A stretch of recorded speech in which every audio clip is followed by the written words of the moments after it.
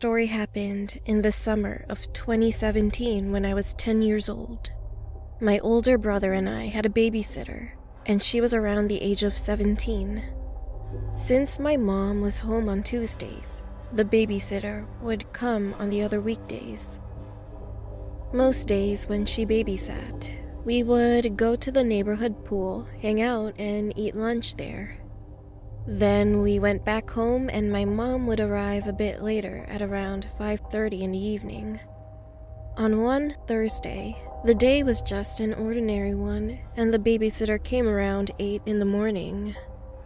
A few hours later, we decided to head to the pool and eat lunch. We all got ready and headed out the door. As I used to be a little paranoid back then, every time I went outside, I made sure I locked the door and would immediately turn the doorknob and try to open it to make sure it was locked. The door was definitely locked, so we walked to the pool and swam for a while. Then we ate lunch and decided to head back to the house. When we got home, I pulled out the key from my bag, but I noticed that the door was a crack open. I pushed it and the door swung open. A little chill ran down my spine as I remembered that I made sure the door was locked before leaving. My babysitter had a frightened look on her face too. But my stupid brother thought nothing of it and just walked right in, so we followed him. About my house, when you walk into the house, to the right is an entryway to the living room, and straight ahead is a hallway to the kitchen. The stairs are to the right of the hallway, and you can see the upstairs railing from the entrance. We walked into the kitchen and set our stuff down, and I went to go lock the door. After I shut it, I turned back around to go back to the kitchen, but something caught my attention at the corner of my eye. Looking up at the railing, I could see the silhouette of someone crouched behind a tall, narrow floor fan. I looked a little closer, and I could see their eyes. They were wide open and were staring directly at me. I was frozen in fear and couldn't move. All I could do was stare back at them, not knowing if it was a man or woman. My babysitter called for me to come to the kitchen, and the figure slowly walked into a nearby room and disappeared.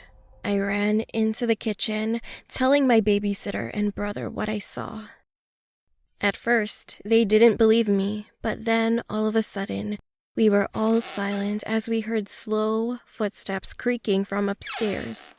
She quietly grabbed both her phone and a kitchen knife and ushered us to the back door. She slowly turned the doorknob and tried to not make any noise while opening the door. We made it to the backyard, and she was going to call 911 on her phone. But before she could, we heard a tapping sound coming from one of the windows on the second floor. So we all looked up, and then we saw him. He was a man, late 50s, short black hair, eyes still wide open, staring at us. He was pushing the blinds out of the way, so we saw his face very clearly. We screamed and started running to the gate on the side of the backyard. The babysitter dropped her phone while scared, so I picked it up and ran behind her. I dialed 911, told them our address, and explained to the operator what just happened. She said they would be there in a few minutes, told us to go to a nearby neighbor's house and stay there until the cops arrive. We rang a doorbell a few times, and one of our neighbors, who was retired, came outside. He let us in, and we explained what happened as we were looking out of the window. Then we saw 3 cop cars pulling up, and the cops were surrounding my home. 3 cops headed in through the front door and investigated our house. We went outside to tell them that we were okay, and the other police officers started questioning us. Soon the cops came back after finding nothing and doing a thorough investigation.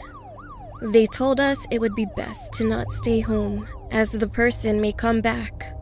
So the babysitter said we could go to her house, which is about a mile away. Just then, we heard our neighbors screaming from down the street. A few houses down, a policeman's car was set on fire and was smoking a lot. The cops spotted a man running past the corner down towards the end of the street.